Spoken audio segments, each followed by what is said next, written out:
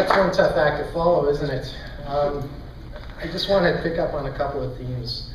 Passion, hard work, vision, leadership.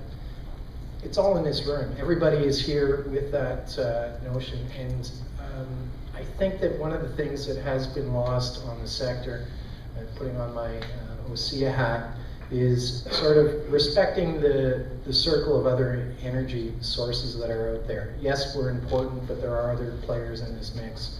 And rising tides float all ships is a good saying that I think could be applied here.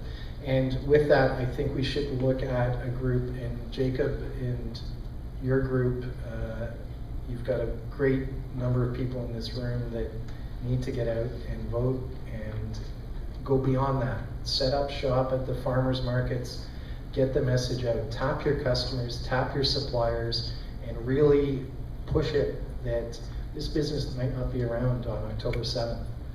And you know, if you've got millions of dollars wrapped up in project development, you know, easy come, easy go, I think is the way that Mr. Hudak looks at this, and contracts really aren't that valid. Couple of other notes. George, you mentioned social media. So how many people have a Twitter account or a Facebook account? Right now.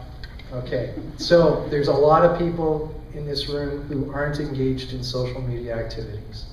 And this is where it becomes really crucial that we build a network so that it's your friends, your families, your customers that are engaged as well.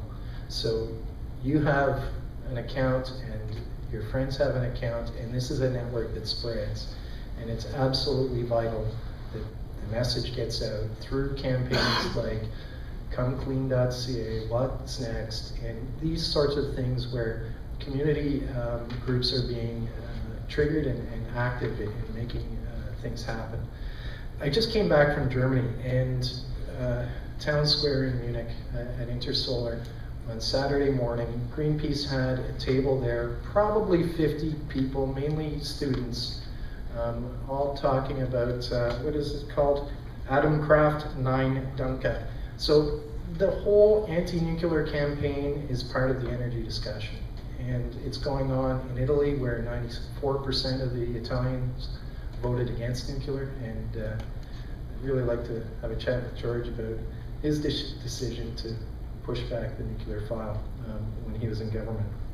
But I think that we have to take an opportunity and follow George's lead and get vocal and basically make a move for our future. So, thank you.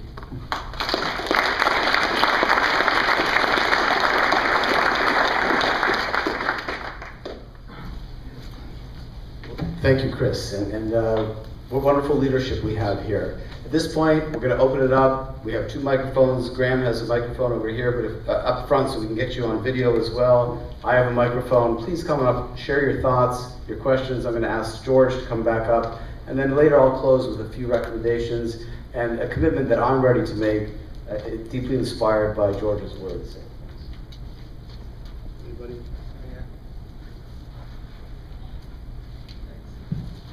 My name's Richard. In all honesty, could the Conservative government kill the FIT program? Could they not honour the Samsung contract? I mean, is it possible? Well, I'm saying on the one hand, no, but if the effect of a threat is that everyone lays down tools, then you can effectively kill it yourself. I think momentum stalled.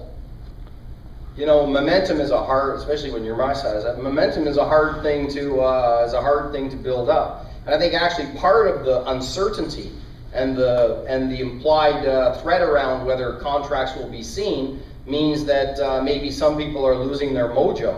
I think it needs to be said more plainly in the face of these things. It's like, no, this is Ontario. This is not some, all due respect for banana republics. They're fantastic places to go often for holidays. But that's not what we are here. So I'd like to think no, but it seems to me that a lot of folks in the sector have taken those, have taken the threats that way, and I think that poses its own set of risks.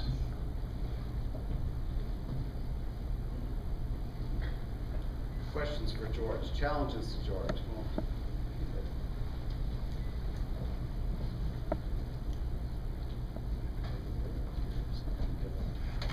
Bharat Desai from Down to Earth Solar. George, this is not a solar related question, but I'd like you to give a message. Not about e-health, is it? No, I'd like you to give a message to Dr. McGinty. Those negative ads. You give him, no, hold on a second. I'm not here to do his bidding. You probably talk to him as often as I do. You send him any message that you want. Okay, the message I want to send is the negative ad that Budak has done. John Kerry lost because of those negative ads. Ignatieff lost because of Harper's negative ads. And we need, as liberals, we need to what you call it, challenge that particular mentality and go on the attack. Just, if we don't go on the offensive, we lose everything. Well, I was once called a pit bull, but I think that Premier McGinty's got a campaign team that is seasoned, that he has confidence in, and he's working hard. He's working hard to try and do a three-peat, which in Western democracies is not easy. I see many scenarios where he wins the largest number of seats in the legislature, but I'm doing my work within this sector. I'm not active. I'm not active as an advisor in their campaign, which was the only reason I said I don't want anyone to confuse roles here. I had quite enough campaigning last year with 100 all candidates meetings, so I'm still in my post-concussion time. So I'm not active in that campaign.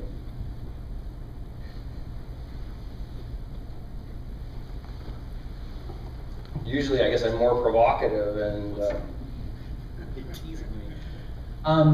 Very inspiring speech, and I, coming from the States, and I wish we had that kind of voice in the States, and I would love to try to become that voice myself, because we need that down there too. This is the future. I mean, there are not a lot of industries that potentially could grow, and to protect the status quo of fossil fuel. In my opinion, nuclear as well. When Jacob showed us that pie, it was 43% nuclear. Be nice to expand the wind and the solar in taking up pieces of that pie. If Germany can say no to nuclear, if Italy can say no, why not North America? And there would be no choice but to look towards renewables. And so I think what we need is this kind of inspirational,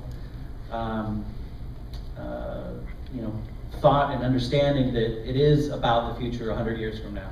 So I just thank you very much. You're there in the U.S. It is coming to the U.S.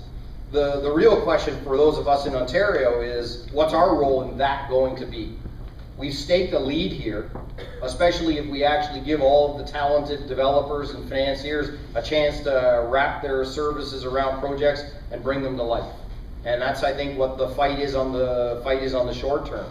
The only thing I'll say about Germany, because I've heard, I went to Germany and Spain and Denmark to study the feed-in tariff models, but Germany burns the hell out of coal, and we let them off the hook all the time as this marvelous example to humankind, but they burn, they're going to go off nuclear, and they'll probably bring more renewables into play, to their credit, but no one likes to talk too much about the German coal story. We have a very, very interesting energy supply mix emerging here in the province of Ontario, and I think that we should keep in mind at all times the emotional connection that people have with the fact that here in Ontario, we set out a goal to eliminate coal, and 8 years later, we've pretty much done it. And I think that is an inspiring story.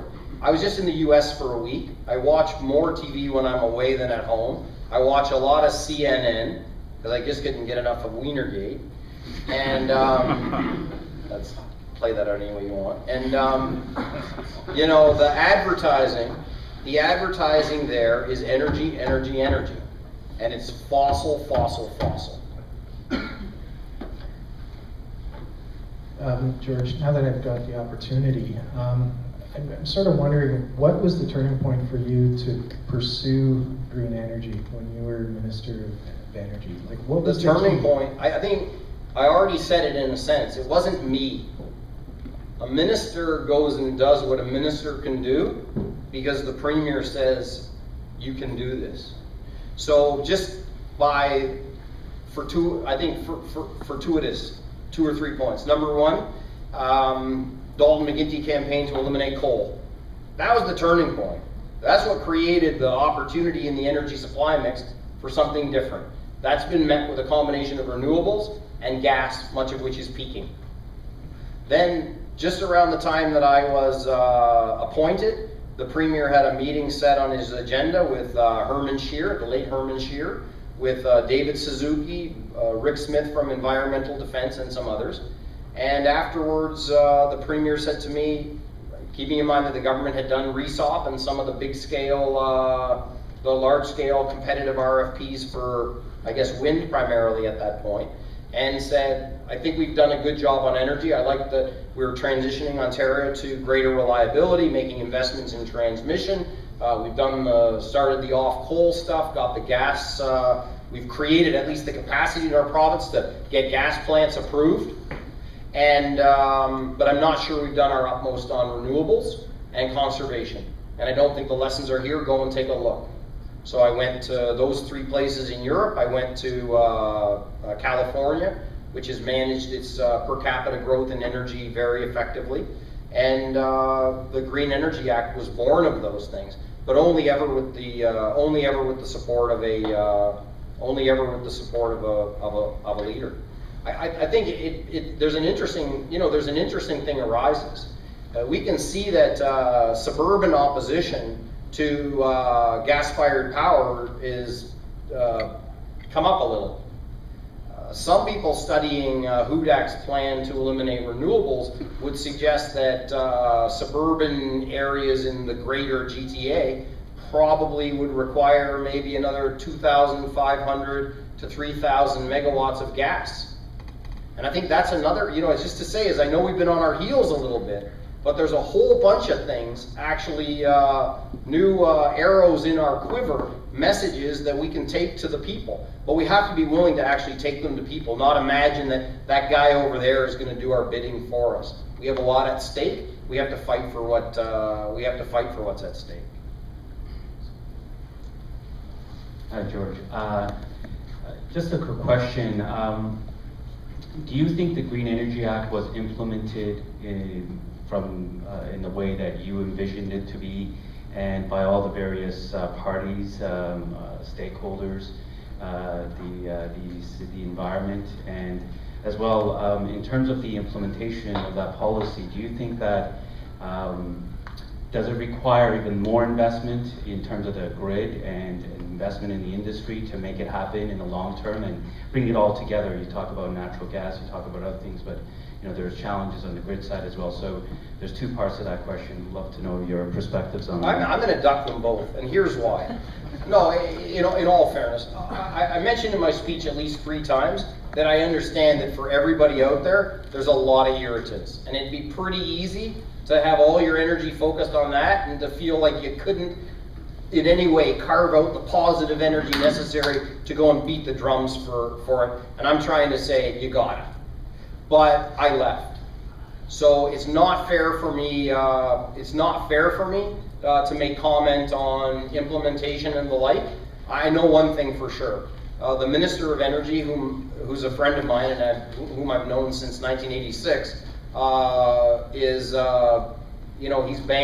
banging the drum inside, and he's doing what he has to do. But for any of you that work in the energy sector, you know that it's, with all the agencies and such, the fragmentation, not to mention local distribution companies and the like, is a very complicated environment in which to work. And obviously that's led to some real challenges for people on project implementation that, if you take a look at the construct of the Green Energy Act, couldn't have been, weren't fully contemplated.